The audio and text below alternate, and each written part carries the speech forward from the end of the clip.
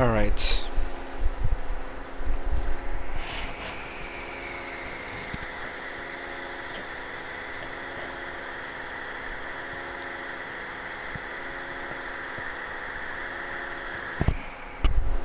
How's it going, everybody? It is the TDG 2000 here, and we are back with some more Cold War Zombies intel. We got Season 2 Reloaded here. See, I say we hop right into it. But the reason why it took me so long and why Season 3 is already out is because Season 2 Reloaded was broken. So that's literally my excuse. But let's go. Season 2. First up, we do have some more declassified logs. I think we got more this time around for Season 3, so we are looking for dates. These two. So just these two. So 1984 0625. Just want to be clear what's expected from you. Every department at Requiem has a stake in this. Energy research, unnatural sciences, security, and containment. They all have special equipment in the field that we need you to test. Strauss, Gray, and Carver will give you details at the appropriate time, and I expect you to follow their instructions to the letter. Remember, these experiments and operations are important. They're how we eventually win. 1984 07 08. I don't know how much they really tell you about the Dark Ether, but I've seen it. I've felt it. No matter how big this Cold War is between East and West, Requiem and Omega, there's an even bigger one threatening to boil over. We're interested in them, eager to know how we can exploit their world for our advantage. But believe me, they're just as interested in us. The door swings both ways. And I will try to get through. I'll try to grab all 51 Season 3 intel as fast as I can and try to get a video up so it's not slacking behind. And I think a new map came out, so yeah, a new map for Yamantau. Yamantau, if I'm not saying that wrong, and if that intel actually works. If you don't see videos, it's because it's broken or I'm lazy. Most of the time it's because it's broken. Alright, so we can get those crossed off the list. So first up for Requiem, it's basically all Outbreak, so this was Season 2. All the other ones are Outbreak here for our audio logs. Like flies to the honey, Strauss shares some thoughts about the dangers of Ethereum harvesting. The Ethereum harvesting unit. To the layman, it's not terribly impressive, just a metal box with a canister in it, quietly sitting there, sucking in airborne Ethereum particles. But there is a reason my science teams risk their lives to place these units across the zone. With Ethereum concentrations greater in the Ural Mountains than anywhere else on Earth, these harvesting units are absolutely vital in our race against the Soviets to harness the power of the Dark Ether. Once filled, each canister must be collected for rocket transport to international waters. We considered other modes of travel, but rockets really are the quickest, cleanest way to get the samples out of the outbreak zone. Which is not to say retrieving these canisters is easy. They are heavy, cumbersome things, and once disengaged from the harvesting unit, there is a limited amount of time to get them to the rocket before the samples degrade. They also draw hostiles like flies to honey. I have lost more than a few people on collection duty. I have therefore requested that Field Op Strike teams support all future canister retrieval efforts. Okay. So next up is A Grisly Affair. Gray muses about the risks and rewards of the Dark Ether Specimen Analyzer. Gray, with a few thoughts on the new specimen analyzer stations. We're using them to run field tests on undead anatomy, specifically genetic mutations and structural changes in the cerebral cortex. It's a rather grisly affair. severing some poor infected bloke's head and putting it in a jar for a proper soft tissue mapping and DNA sequencing.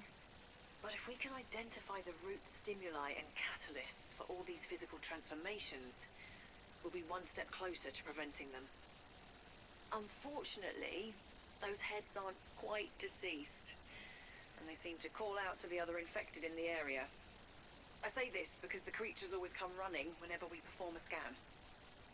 Not quite sure if they're trying to rescue their fellow deadhead, or if it's more like sharks sensing an injured fish, but I'm working on a way to insulate the unit so that the sample's distress won't draw unwanted attention. Until then, my unnatural sciences teams may require some rather robust protection to operate the Dark Ether specimen analyzer.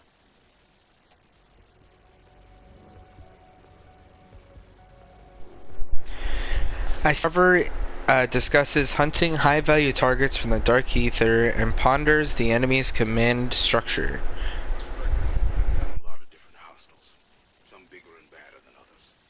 Every encounter is a risk to life and limb. But as far as my containment and security division is concerned, we learn the most from their engagements with Apex-level threats. The Dark Ether's high-value targets, for lack of a better term. So we've come up with a way to guarantee they'll be tangling with an HVT. It's an energy cannon platform, parked in a geosynchronous orbit over the Ural Mountains. When an uplink station is activated, the satellite fires a dimensional disruptor beam that literally pulls an HVT out of the Dark Ether into the AO. Strauss gave me a bit of grief when I suggested we call them HVTs. He still sees this enemy as a disorganized mob, but I see a hierarchy at work. Top dogs are calling the shots. Of course, I may be reading too much into it. But even if these Apex threats are as brain dead as their foot soldiers, the more of them we kill, the better.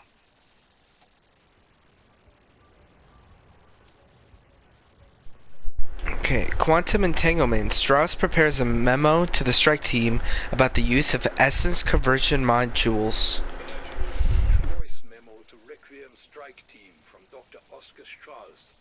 Subject: the proper care and feeding of essence conversion modules.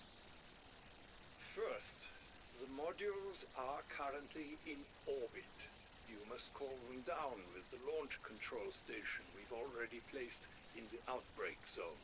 Trust me, it's simple enough that even someone like you can use it. Once they land, the modules will absorb the essence of any infected you kill nearby. All you have to do is, well, what you do best. When they have reached full charge, that is when things get interesting. The unit's internal lab exposes the essence to refined Ethereum crystals. This establishes a connection with the objects in the Dark Ether dimension through a process called quantum entanglement. In layman's terms, the essence you collect is transformed into a Dark Ether object. It's our way of examining the contents of our parallel reality without requiring you to go there. You're welcome. Now get to work.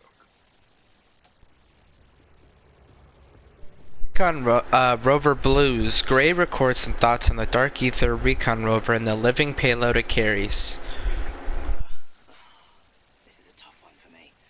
I mean, yes, I recognize the absolute need to send monkeys into the Dark Ether. It's the only way to record that dimension's effects on the physiology, and it's certainly a lot less risky than sending in my people, but I really do need to stop naming those monkeys. Anyhow, here's how it works. We leave a Dark Ether recon rover parked in an area where we've recorded instability in the dimensional membrane. Our strike team activates the rover, and then do their best to keep the nasties off until it can successfully enter a rift and start sending back telemetry. The data we're getting is remarkable. I'm starting to understand how Ethereum transmutes living organisms on a cellular level. We've even recorded the specific moment when the subject starts metabolizing Ethereum to continue functioning post-mortem. It's just difficult reviewing the data. They scream once they cross over. A lot. And then they go quiet.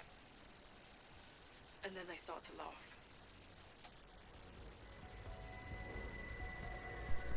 It's actually a little freaky. Killer crystals. Carver knows what the huge Ethereum crystal power nodes are up to, and why they must be destroyed on sight. Ethereum crystal structures in the outbreak zone that the lab coats are calling power nodes. They're the biggest crystals out there, almost beautiful in their own way. But if what the experts are telling me is true, they are scary as hell. My people have determined these power nodes are here to fundamentally alter the environment. It's a process they call terraforming. Basically, they're slowly transforming the air and ground around them to make it more hospitable to the creatures crossing over from the Dark Ether. They do this by continually releasing Ethereum in its gaseous form. And we know that the only thing keeping those monsters inside the outbreak zones is their proximity to an Ethereum source. They wander too far away, and they drop dead. We've recorded all this on our instruments, but you don't need any equipment to know how powerful one of those crystals is. All you have to do is get up close to a power node, and it feels like, I don't know, like the shrooms are kicking in. Yeah, I said it. I saw some shit in Nam. But nothing to mess with your head as bad as this. So I've made it a priority for our strike teams to blow them up whenever they find one. No fucking way we're gonna just let these things turn Earth into their favorite vacation spot. Okay.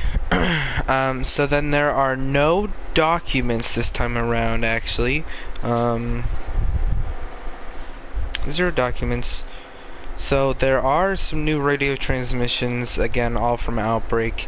Race against Time Weaver readies the team for the challenge that awaits in the Ural Mountains. Thank you on behalf of everyone here for what you accomplished in Vietnam. The intel you recovered from Omega Group is already paying off in new technology and weapons. This is especially important as we launch operations in the Ural Mountains. The AO you've entered is richer in Ethereum than anywhere else on the planet. But Omega is already hard at work there. Never forget, we are in a race against time to harness the Dark Ether before they do. The winner of this Ethereum arms race may well be decided by your actions here. So, we can't fuck this up. Weaver out. Next up, how we win. Weaver emphasizes the importance of the various objectives in the Ural Outbreak Zone. What's expected from you. Every department at Requiem has a stake in this. Energy research, unnatural sciences, security and containment. They all have special equipment in the field that we need you to test. Strauss, Gray, and Carver will give you the details at the appropriate time, and I expect you to follow their instructions to the letter. Remember, these experiments and operations aren't busy work. They're important. They're how we eventually win. Okay. Next up we got Under Observation. Weaver gives the team an update on Maxis. Some of you have asked repeatedly about Agent Maxis. I get it. You risked your life to save her, then weeks went by with no word on her condition. I get it. Well, I'm finally authorized to let you know she's recovering. At least, physically. She's been under observation in an isolation ward, getting the best care the agency can provide. But she went through things in the Dark Ether that would have broken most people. It's a miracle she survived. She's not infected. She's on the mend. And everything you went through to bring her back, absolutely worth it. Nice. Okay. And then there are 0 artifacts and everything. Oh, there actually is a thing. So the zombie head, this was broken in season 2. This was gone. There was only 3 for some reason. But you do pick this up by doing the, I believe it's the collect and then defend when you collect this zombie head. So zombie head, one of the severed zombie heads scanned in the Dark Ether specimen analyzer. And it's not showing up for some reason, but it is the zombie head, and I don't know why it's broken right now, but everything seems to be broken. But yeah, so that is that. Next up we have Omega. Yeah, it's not gonna load. We have 7 audio logs. all from Outbreak, Ghost Stories. Newly in command of Omega Group, Kravchenko reflects on the bizarre unit he has inherited. Kravchenko, 21st of April 1983. 3 weeks since I accepted command of Spetsgruppe Omega. And I'm beginning to wonder if Comrade Andropov was out of his mind when he created this book show. My first order of business was a thorough review of Omega Group activities since their formation in 75. What a fucking joke. The study of psychotronic phenomena. What does that even mean? Biocommunication, bioenergetics, bioinformation. Words invented by paper pushers to make ghost stories sound real. I read hundreds of their bullshit reports and found nothing useful. So, I reassigned the authors to take bio-latrines. But if Andropov was not out of his mind, if he saw some genuine operational value in any of this nonsense, and then I will pull the plug.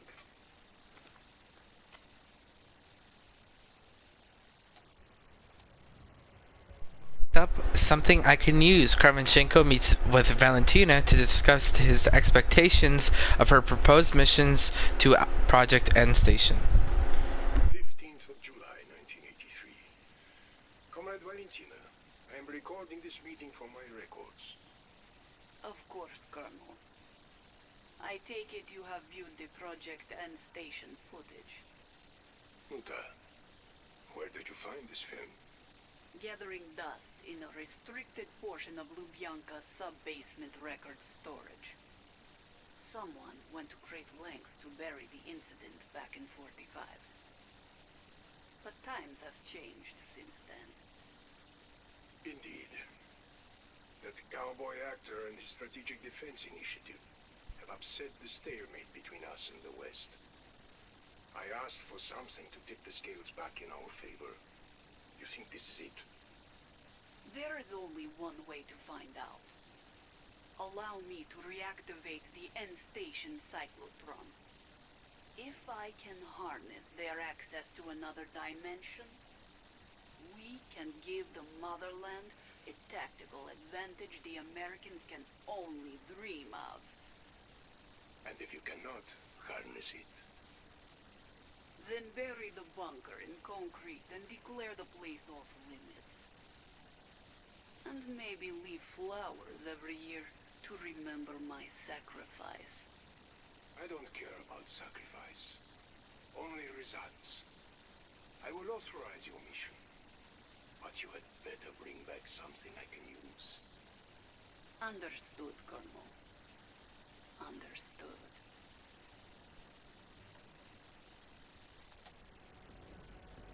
Up is off the hook. Kravchenko assigns Peck to the Ural Mountains outbreak zone and warns him never to fail him again. Kravchenko, 8th of July, 1984. And Dr. William Peck, lead research. Shut up, you little worm. You're lucky to be alive. Sorry, sir. Silence. This is not a dialogue. You are here to receive your orders. There is a plane standing by to take you to the Ural Mountains outbreak zone. You will oversee a special operation there involving a particularly rich deposit of Betherium crystals. My people will brief you once you are airborne. You won't regret this, sir. And, please let Gorev know I'm off the hook. I'm worried he still wants to kill me. Gorev will be there with you, shadowing your every step. Because you are not off the hook, Dr. Peck. Do not fail me ever again.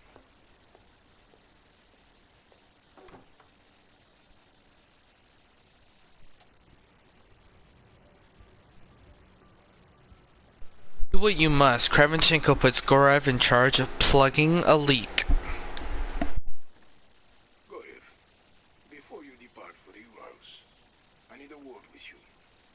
New instructions, Colonel? No. It is the same matter that has vexed me ever since Requiem's arrival at End Station. Whoever leaked Omega intelligence to them remains unidentified. If they did not die at Outpost 25. The traitor may still be among us. I am working on it night and day, sir. My apologies that it has taken this long. We could have found out the informant's name back in Vietnam. But that idiot American was the only person who knew into the Dark Ether. What kind of genius throws away his trump card? Beck may be book smart, but he has no common sense, and even less self-control. But I swear to you, Colonel, the informant will be exposed. The only question is if I will be able to bring them in alive. If I find myself left with no options. Do what you must, Gorif. They deserve to die slowly. As long as the leak is plugged, I will be satisfied. Alright. In the wild, Peck records his first impressions of a key discovery in the Ural Mountains. William Peck, personal notes. Arrived in the Ural Mountain outbreak zone 3 days ago. It was a little hard to believe the briefing I was given on the flight here. Now that I see it for myself. To paraphrase Archimedes, holy shit. This is even better than I hoped for. The breach opening right on top of an installation like this may have given me the key to making an inversion warhead actually work. I'm a fucking genius. I already knew of the catalyzing effect Ethereum has on plutonium. That was how I got my portal chamber to work at Outpost 25. But the readings I'm getting from the crystals here, we've never seen Ethereum this pure, in the wild, so to speak.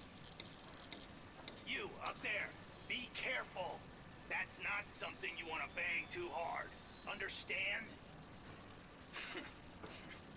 Yeah, they understand. These boys look scared out of their wits. Just wait till they hear the next item on my shopping list. We're gonna need some special helpers to make this work. Rounding them up will not be easy.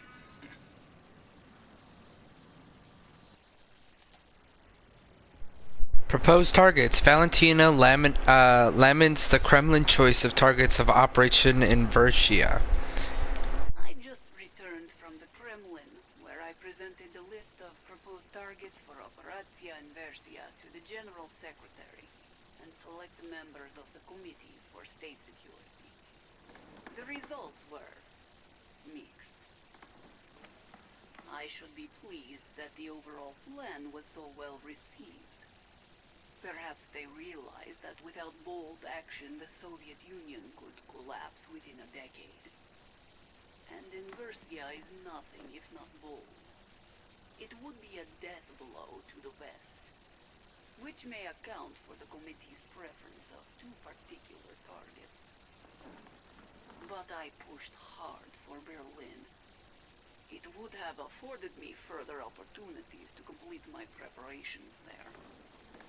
The Colonel did question my fixation on Berlin, but I just told him I hate the Germans. That is always enough of an excuse for veterans of the great patriotic war like Kravchenko. Dun dun dun! Lightning bugs. Peck discusses the capture of some key components for his latest experiment. William Peck, supplemental notes. Well, it took a week and cost the lives of some brave young men, but we finally did it. We caught 4 of those floaty blue bastards alive. Okay, sure. By we, I mean the highly trained operators in Omega Group. I'm not exactly the field ops type, but they could never have locked down those lightning bugs without the gear I built for them. I mean, have you ever tried to cage something that can teleport? Now, one big help in this whole process is how attracted the blue guys are to the crystals. The big ones, the atmosphere converters. The purer the crystal, the more irresistible. I think that was the first tip-off that I could co-opt the way they metabolize Ethereum for my own purposes. Yeah, Sparky, I know it hurts, but you gotta take one for the team. We all serve a greater good now. And I promise, if Operatia Inversia stays on schedule, you won't be suffering for long.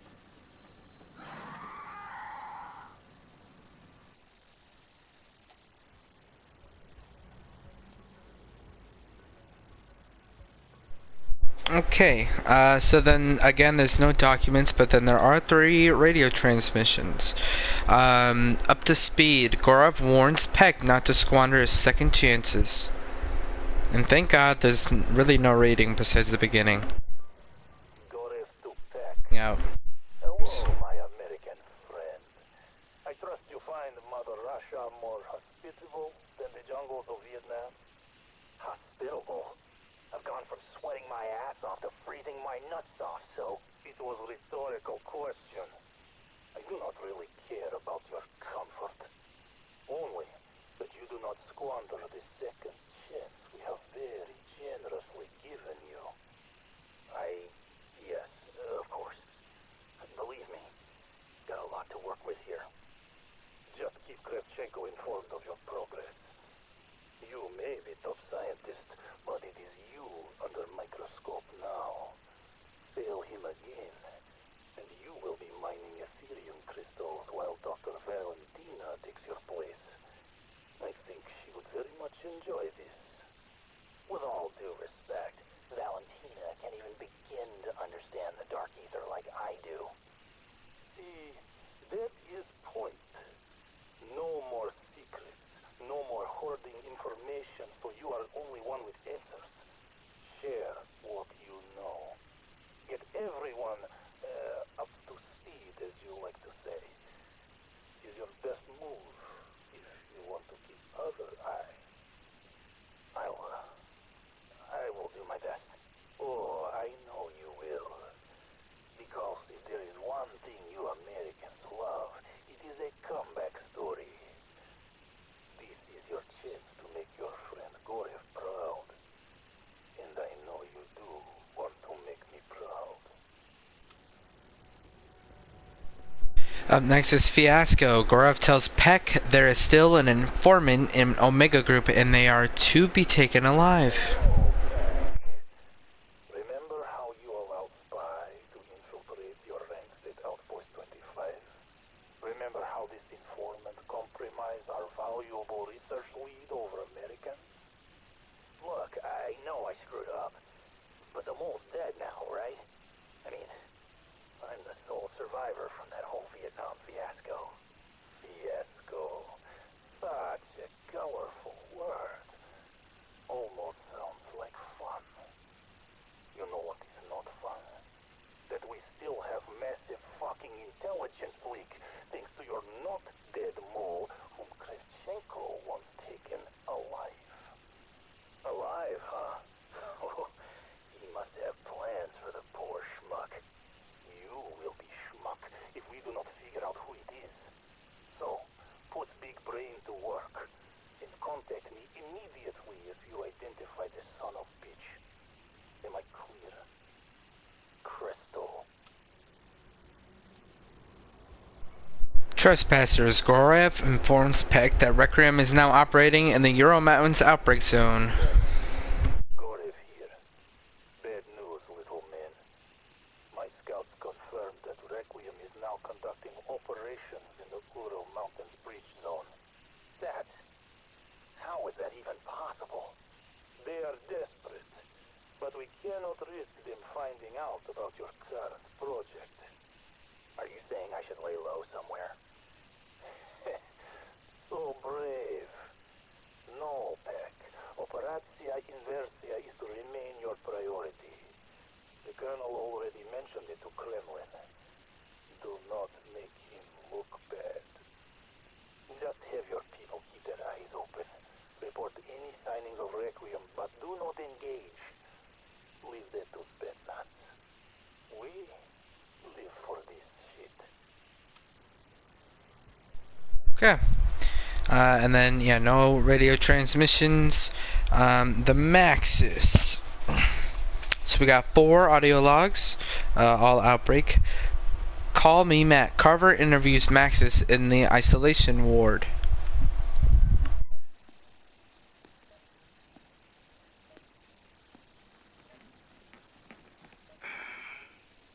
Good evening, Agent Maxis.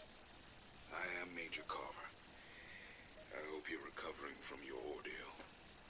Major, was that make you Requiem's highest-ranking military representative? Please, call me Mac. My friends do. Now, I'm gonna get down to brass tacks. We are fighting a war that we both know we're losing. I was hoping your experiences could shed some light on just how far the enemy has gotten ahead of us. Which enemy? Are you talking about Omega? Or the others? When you say others, I'm assuming you mean hostile elements from within the Dark Ether itself. Are they mobilizing? Are their forces strategizing an assault on our world? What kind of technology do they possess? Is there some kind of hierarchy we should be aware of? Well, Mac, to answer your questions in order, yes, yes, yes. I'm not sure, probably. But I'd be lying if I said I understood it. The whole experience of being trapped there was confusing. With all due respect, Agent Maxis, as a former agent of the BND, there have doubtless been times in your career, your life, where lying and misleading those around you was very much essential. Do you think I'm lying to you, Major Carver? No. But I am concerned about the content of some transmissions you sent while you were in the Dark Ether. Some of them seem to imply that you yourself might have caused the outbreak at Outpost 25. I don't know how that would be possible. Do you? In recent months, we've seen a lot of things we never thought possible. So, if any details do come back to you, I trust you will let us know. Of course. Now, if you don't mind, I would like to get some sleep.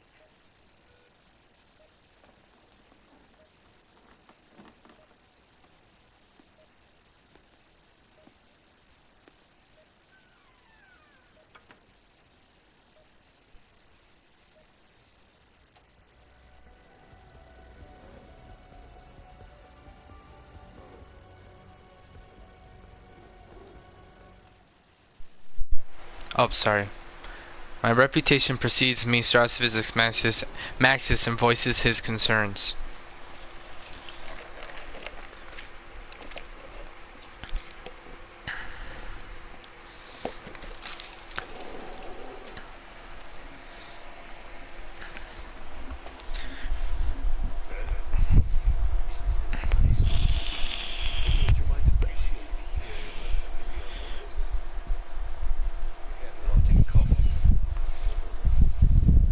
I'm not sure that we do.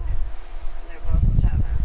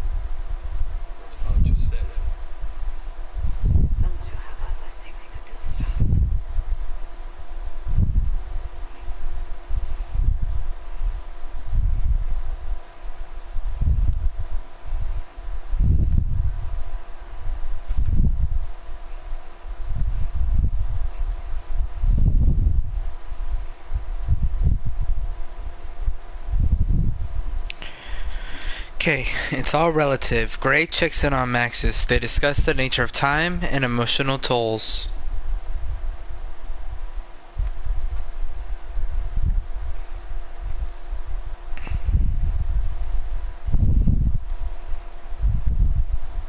Hi, Sam.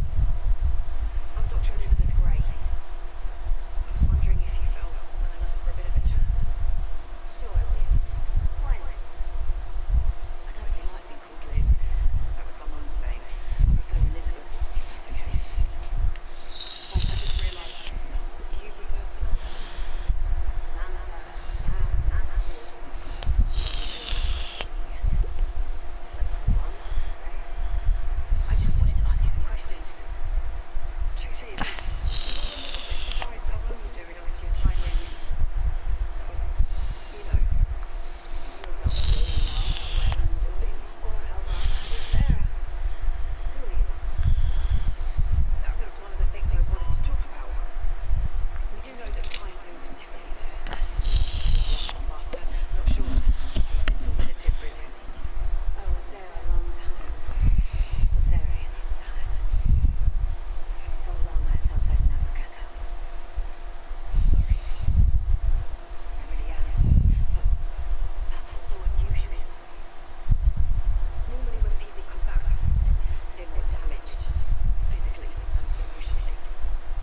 What makes you think I'm not damaged? The only thing we've actually been able to detect is the change in your eyes. I've never seen anything like it. I knew her eyes changed. Almost iridescent. Do things look different to you? I see things differently, if that's what you mean.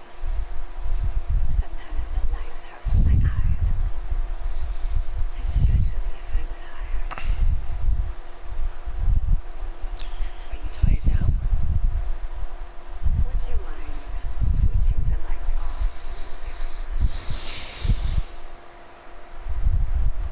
I knew her eyes looked different.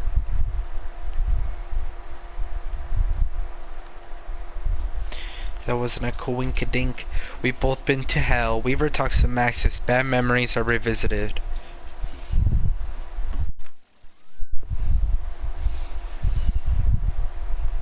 Weaver, Hello, sir. you look serious. My colleagues tell me you're not exactly cooperative. Or forthcoming. Slightly a bit evasive. You too, Caesar. You said just like me. This is a joke, sir. Worry about me. We all are. After what I've been through, do you honestly think I'm joking? Sam. I thought I'd die and go to hell. I thought everything and everyone I knew was gone forever. You've been to hell before, though, Sam. We both have. I was never going to leave you there to die. Like you did, some boy. That's not fair, Sam. Ooh. That was a different situation. We both did all we could. But not enough. He's still dead, isn't he? I can see you're agitated. So I'll let you get some rest. That will be for better, Sam. I don't want to upset you. Why? Are you worried I'll destroy everything and you think I take the top post 25? Weaver.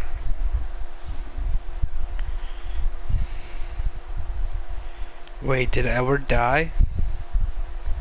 Oh. I don't know. I don't know. Alright, we got 6 radio transmissions. There's 2 from Firebase. Everything's from Outbreak. Lab Rat. Maxis reestablishes contact with the strike team, but trust is in short supply.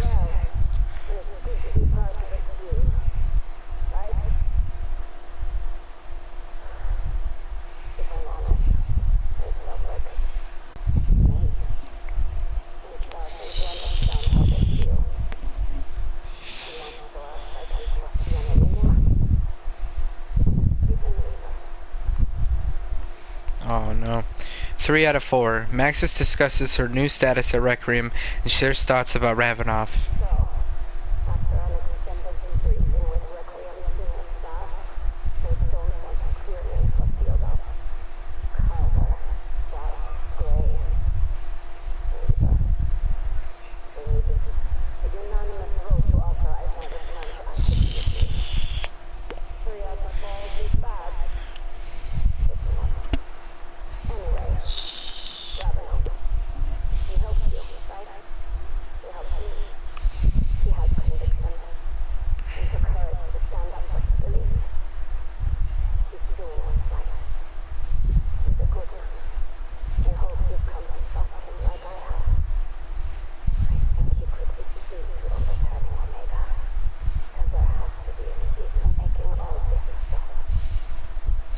If anything, I'm riding or dying with Sam. How it going, be any noteworthy intel of Ultimus? Something so far is Edward might have died as a kid. They mentioned something about a boy, and all that's really been going on is just kind of explaining Outbreak. This is kind of like just Outbreak Central, just kind of showing the ways, and Samantha's still not like recovered just quite yet. Both ways. Maxis warns that as big as the Cold War is, there is a bigger war coming.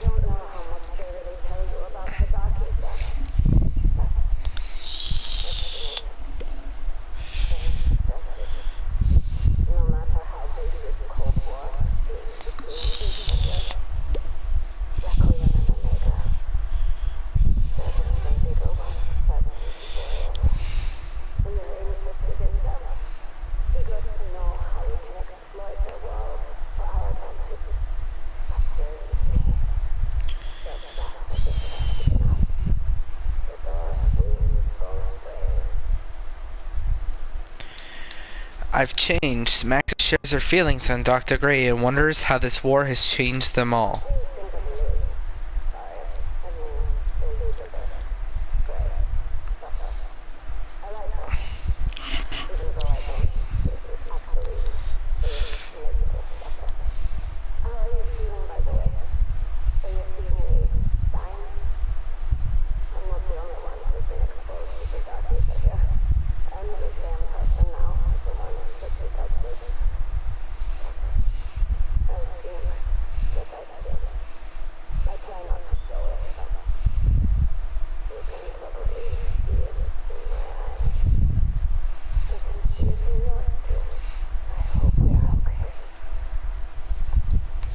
Why fight? Maxis reveals her fears about the Dark Ether and about herself.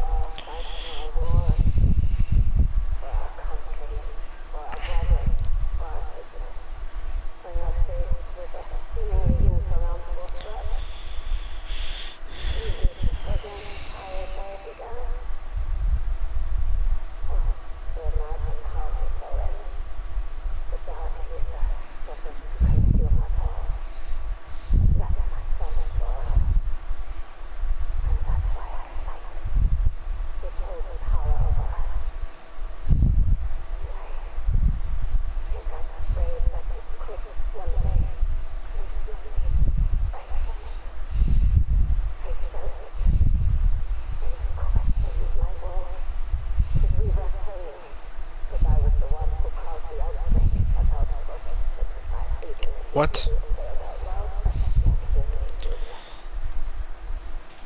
I mean, he did do it?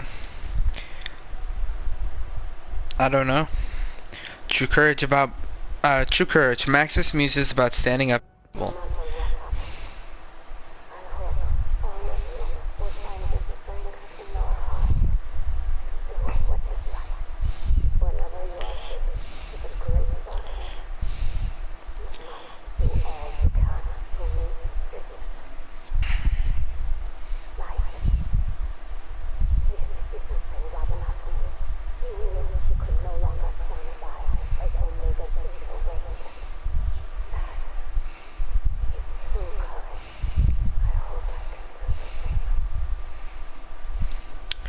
Okay, no artifacts, and then I think we only have two more. The two radio transmissions that were broken.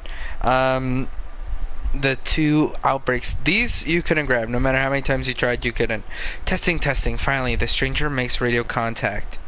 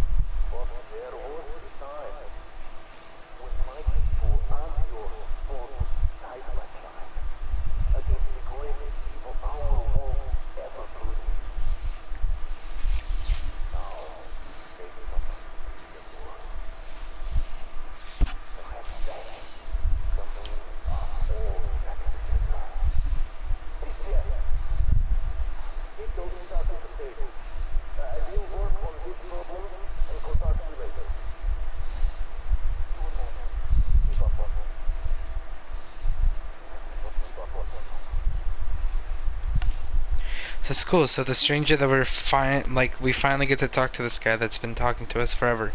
New enemies. The stranger discusses new adversaries in the outbreak zone.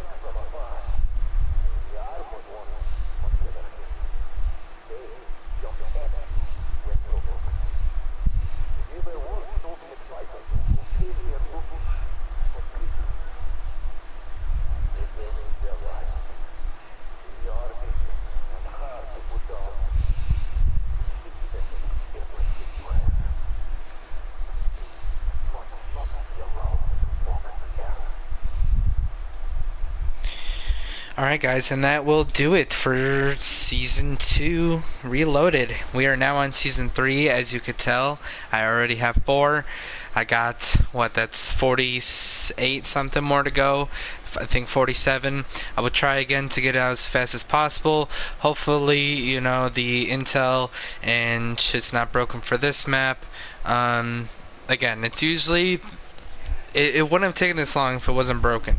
Otherwise, it takes me a little while to grab everything, but usually as soon as I grab it, I'll do the video pretty quickly, maybe like 2 weeks. But otherwise, I have to wait until it's not broken. But that is going to do it for Season 2. Season 3 is around the corner, plus some more Onslaught intel. We also have...